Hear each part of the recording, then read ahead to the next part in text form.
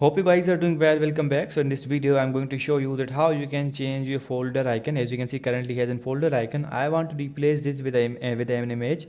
So let's start. So first of all, what we have to do, we have to go to the my photos, and we need to select the images which we want to image which we want to add. For example, I'm going to the download section, and after going to the download section, I'm going to select in this picture has in China picture, a china.png.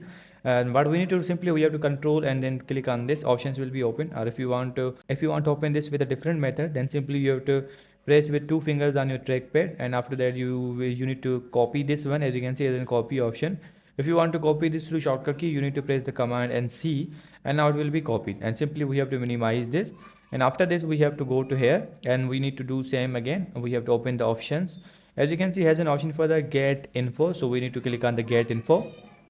After clicking on the get info, as you can see, has a folder icon, so we need to click on the folder icon. After clicking on the folder icon, simply we need to press the control and V. We have to paste the image here, and the image will be added into this. So as you can see, the image is added. Now simply we have to close this, and image has been added. So in this way you can add any kind of image.